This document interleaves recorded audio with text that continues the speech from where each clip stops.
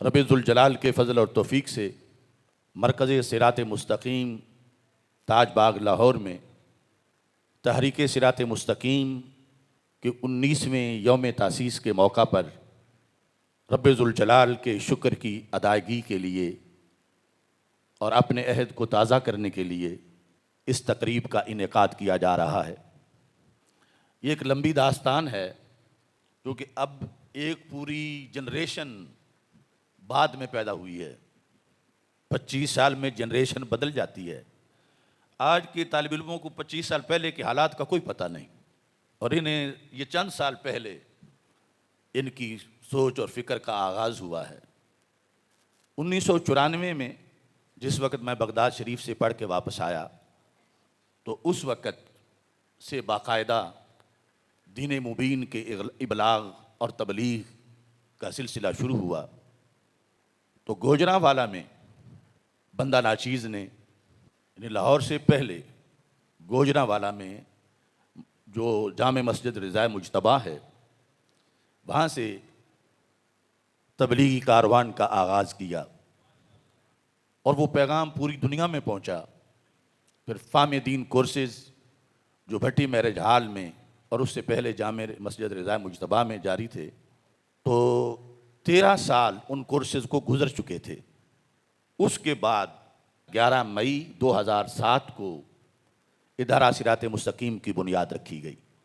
اس سے پہلے 13 سال کا وہ کام تھا ملک کے کونے کونے میں اور مختلف مقامات پر مختلف موضوعات پر۔ پھر اس کے لیے یہ پلیٹ فارم، جبکہ ہمارے پاس دینی مذہبی اور بھی پلیٹ فارم موجود تھے پرانے، لیکن جو چیلنجز تھے اور جن جن موضوعات پر جس طرح کام کرنے کی ضرورت تھی، اس کے لیے ایک ایسے ہی پلیٹ فارم کی ضرورت تھی کہ جس پر کسی لحاظ سے بھی کوئی دباؤ نہ ہو کہ یہ نہیں بیان کرنا، یہ نہیں بیان کرنا، یہ نہیں بیان کرنا۔ اس واسطے اعلیٰ مقصد کے لیے اس بڑے پلیٹ فارم کا آغاز کیا گیا۔ 11 مئی 2007 کو اس سے پہلے جو حج تھا وہ حج اس وقت سردی کے موسم میں گزرا، اور اس حج پر میں نے ادارہ صراط مستقیم کا منشور لکھا۔ یہ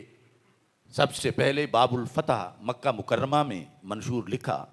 اور پھر باب جبریل مدینہ منورہ میں اس پر نظر ثانی کی، اور پھر واپس آنے کے بعد پھر جو چند ماہ کے بعد مئی میں 11 مئی کو 2007 کو پہلا کنونشن صراط مستقیم کنونشن بھٹی میرج ہال، جو بہت بڑا میرج ہال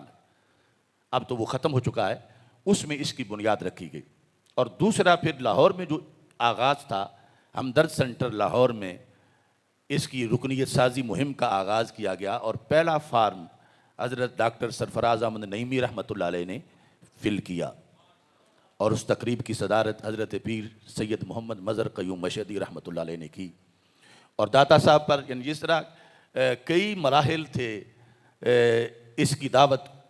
کو منظم کرنے کے، اور کئی کی طرف آغاز کی نسبت کی جاتی ہے، مگر وہ مختلف مواقع ہیں۔ مثلاً جو حقانی صاحب داتا صاحب رحمۃ اللہ علیہ کا ذکر کر رہے تھے، کوئی بھٹی میرج ہال گوجرانوالہ کا ذکر کرے، کوئی ہمدرد سینٹر لاہور کا ذکر کرے،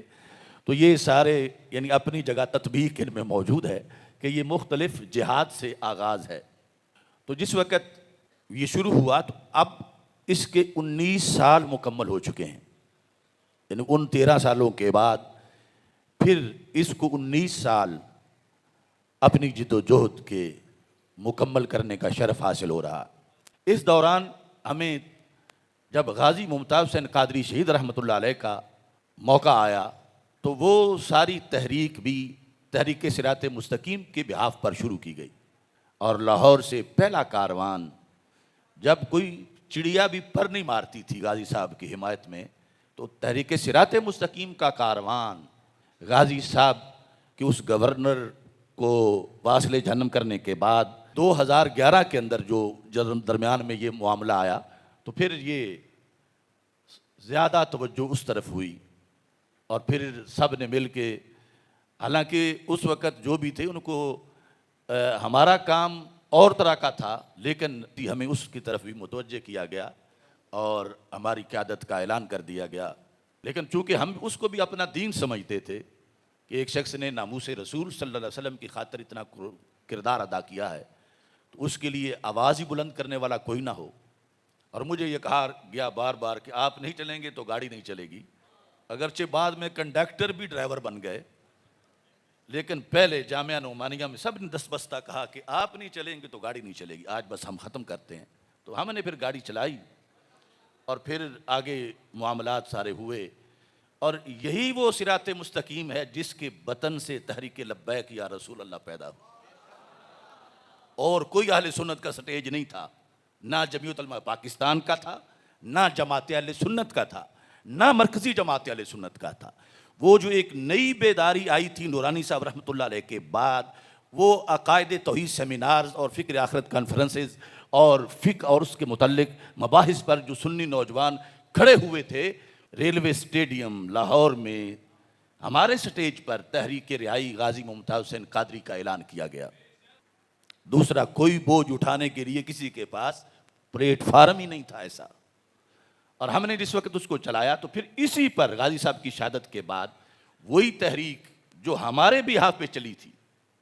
اس کو پھر تحریک لبیک یا رسول اللہ صلی اللہ علیہ وسلم کا نام ہم نے دیا، اسی جگہ لیاقت باغ پنڈی میں، اور یہ پھر آگے وہ کارواں چلا۔ ہماری چونکہ ہمہ جہت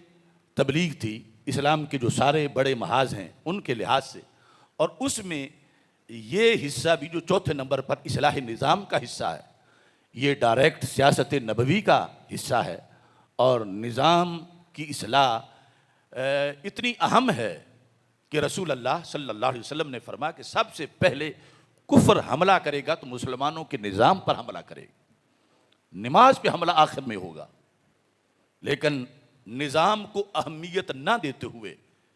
ہماری طرف سے اس نظام پر دوسری قوتیں قابض ہو گئیں۔ انگریز چلا گیا اور اپنے گماشتے چھوڑ گیا،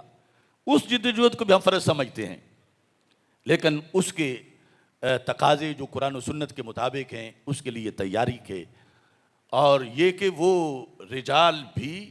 ایسے ہوں کہ جو اگر نظام مصطفیٰ صلی اللہ علیہ وسلم کا نام لیں تو کوئی مذاق نہ کرے کہ یہ فلموں کا جو سپانسر ہے یہ نظام مصطفیٰ لائے گا،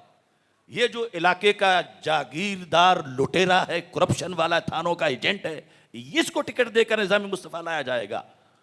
تو یہ جو فکری اور روحانی تیاری ہے نظام مصطفیٰ صلی اللہ علیہ وسلم کے علم بردار کے لیے، اور یہ سوچ کہ ہر دم یہ ہم مقروض ہیں، اگر اس زمین پر نظام مصطفیٰ صلی اللہ علیہ وسلم نہیں آتا تو پھر ہم مقروض مریں گے۔ اس واسطے ہم نے 19 سالوں میں اس پر مستقل اپنے پروگرام جاری رکھے۔ یہ جو نظام کے لحاظ سے ہمارے آقا علیہ السلام کا فرمان ہے، اور کانت بنو اسرائیل تسوسہم الانبیاء،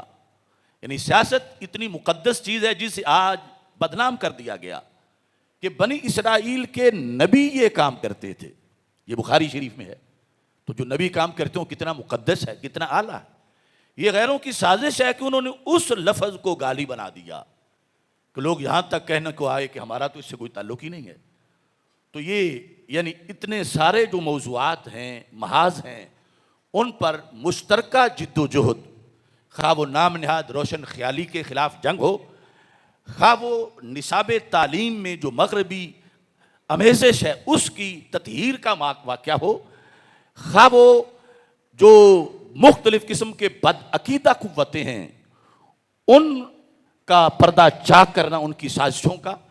یا تصوف کے نام پر جو مزارات پر خرافات کیے جا رہے ہیں ان کا رستہ روکنے کا موقع ہو، یا محفل نعت شریف کے تقدس کو بحال کرنے کی تحریک ہو، خواہ وہ پاکستان میں سیاست کے نبوی مفہوم کو لفظ سیاست کے ساتھ اٹیچ کرنے کی جنگ ہو کہ لفظ سیاست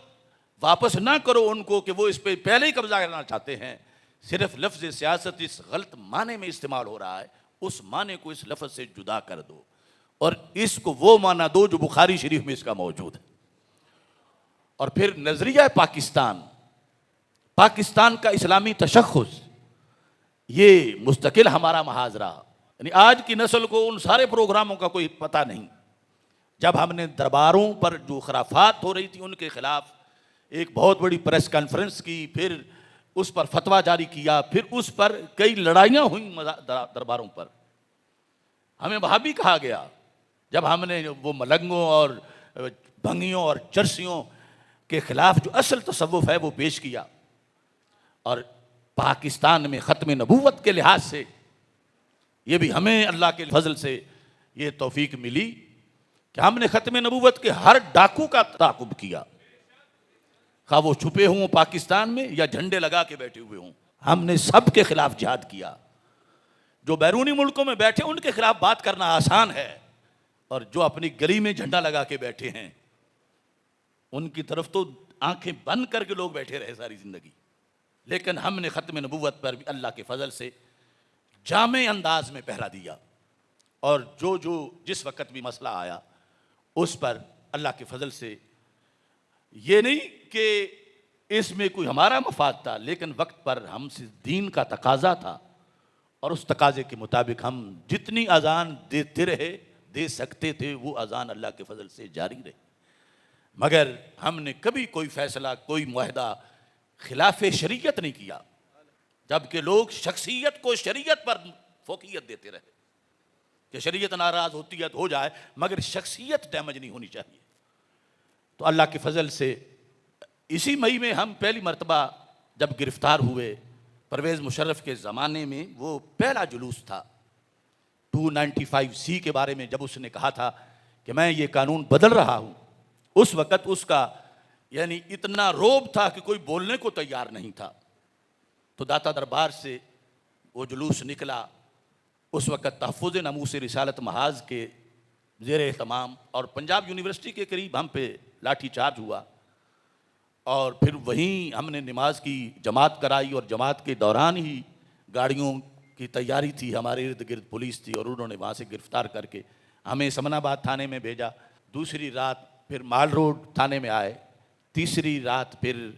جیل میں چلے گئے۔ اس لیول سے ہم لے کے آگے چلے، اور پھر پورے ملک تک، بچے بچے تک، گلی گلی تک اللہ کی فضل سے صدا پہنچی، اور انشاءاللہ قیامت تک لبیک یا رسول اللہ صلی اللہ علیہ وسلم کا نعرہ گونجتا رہے گا۔